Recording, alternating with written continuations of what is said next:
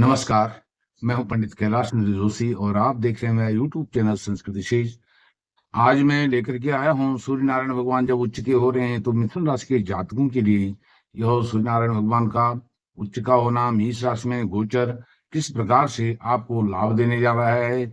लेकिन सूर्य जहां उच्च के हो रहे हैं वहीं पर मंगल भी नीच के हो रहे हैं। मिथुन राशि के जातकों के लिए यह विवेचन आपकी जन्म राशि, चंद्र राशि, मून साइन पर आधारित है। यदि आप अपनी जन्म पत्रिका का विश्लेषण कराना चाहते हैं तो वीडियो पर चल रहे नंबर पर आप संपर्क कर सकते हैं।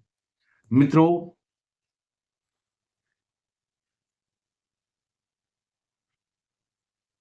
एक निवेदन आपसे और करना है। यदि वीडियो का कंटेंट आपको अच्छा लगे तो वीडियो को लाइक कीजिए, शेयर कीजिए, चैनल को सब्सक्राइब कीजिए। इसमें कोई पैसा नहीं लगता है, कोई खर्च नहीं होता है। मिथुन राशि के जातकों के लिए लाभ भाव में एकादश भाव में सूर्य नारायण भगवान उच्च के हो रहे हैं 14 अप्रैल 2025 को। 14 अप्रैल 2025 से 14 मई 2025 तक सूर्य नारायण भगवान आपके लाभ भाव में विराजमान हो रहे हैं और वह तृतीय होकर के आपके शौर्य पराक्रम पुरुषार्थ साहस के भाव के स्वामी होकर के लाभ भाव में विराजमान हो रहे हैं। अर्थात आपको साहस पराक्रम पुरुषार्थ का परिश्रम का बहुत अच्छा लाभ यहाँ पर मिलने जा रहा है 1 महीने के लिए। और वहीं जो मंगल हैं वह लाभेश होकर के नीच के हो गए हैं, लाभेश होकर के नीच के हो गए हैं और वह दूसरे भाव में धन कुटुंब परिवार के भाव में नीच के हुए हैं। साथ में वह षष्ठेश भी हैं।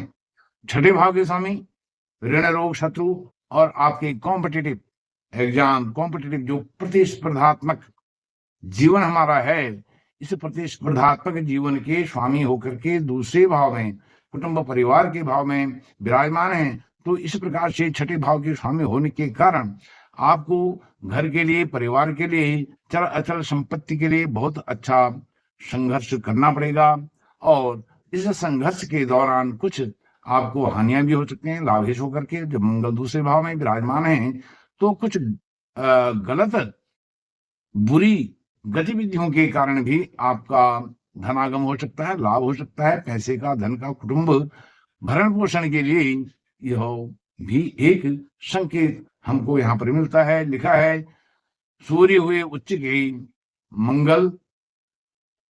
मंगल होंगे नीच के।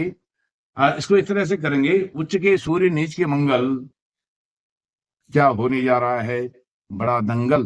तो यह थंबनेल में लिखा हुआ है, इसीलिए लिखा है कि यह दूसरे भाव से संबंधित कुछ परेशानियां आपको आएंगी। वह दूसरा भाव से संबंधित, जैसे मैंने बताया, धन कुटुंब परिवार का भाव है तो इसमें कुछ ऊंच नीच रहेगा, परिवार में कुछ मनमुटाव हो सकता है, टेंशन, डिप्रेशन, स्ट्रेस आ सकता है और धन की कमी हो सकती है। और धन की जब कमी होती है, सन्मार्ग से सतमार्ग से जब धन नहीं आता है तो व्यक्ति कुछ कुमार्ग से, जो अच्छे तरीके नहीं हैं, उन अच्छे तरीकों को छोड़ करके बुरे तरीकों से भी धन लाभ लेने का प्रयास करता है। तो ऐसी स्थिति से आपको बचने की आवश्यकता है 14 अप्रैल से 14 मई के बीच में। इसीलिए यह दंगल है।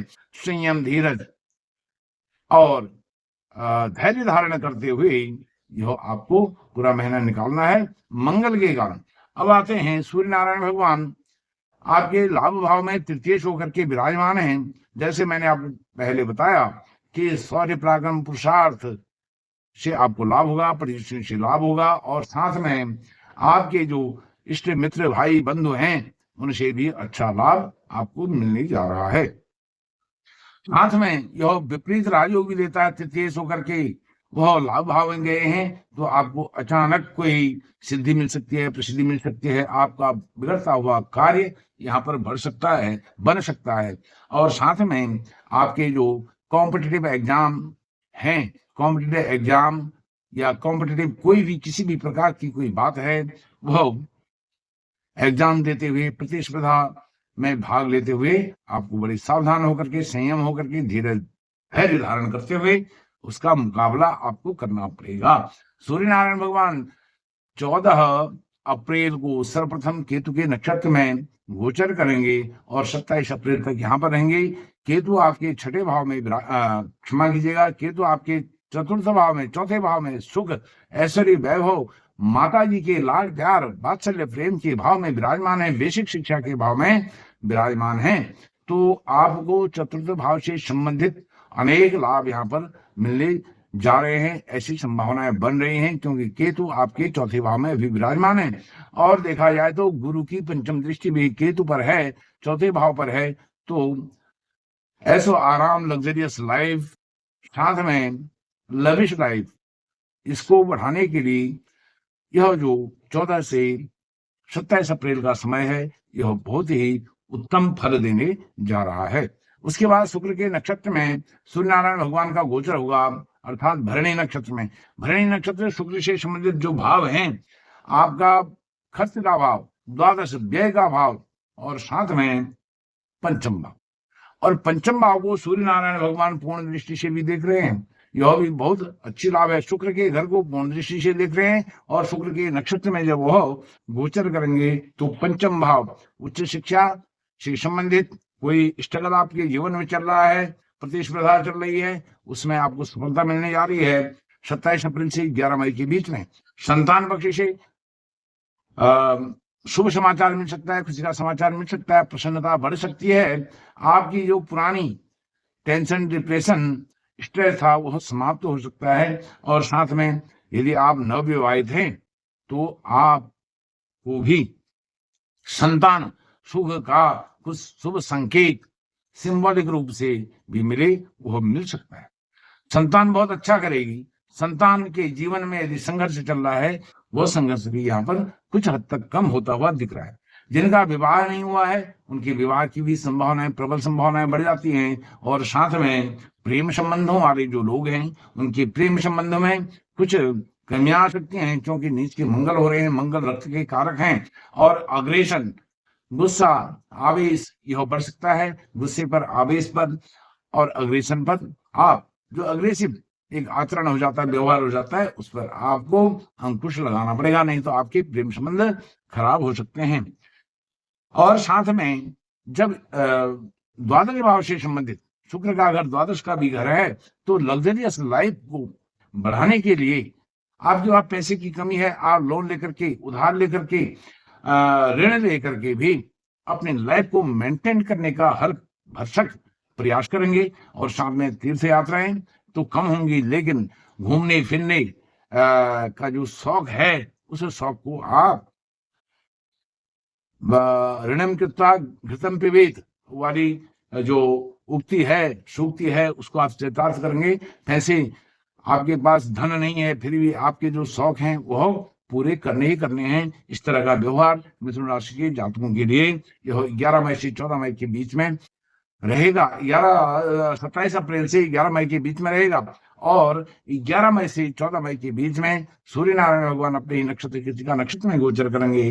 तो आपको जो तृतीय होकर के सूर्य नारायण भगवान लाभ दे रहे थे, अब यहाँ पर दोहरा लाभ भी देंगे। वह दोहरा लाभ जब वह अपने ही नक्षत्र में, कृतिका नक्षत्र में आएंगे, तो लाभ आपको पराक्रम पुरुषार्थ का लाभ पहले भी मिल रहा था, पूरे महीने मिल रहा था, लेकिन यहाँ पर दोहरा लाभ इस प्रकार से है। वह लाभ धैर्य धारण करके, धीरज धारण करके, संयम से संयमित होकर के आपको मिलेगा। ज्यादा भाग दौड़ करने की आवश्यकता नहीं पड़ेगी। एक सहन शक्ति, सहनशील होकर के आप बहुत सारे लाभ प्राप्त कर सकते हैं और अपने गोल को अचीव कर सकते हैं।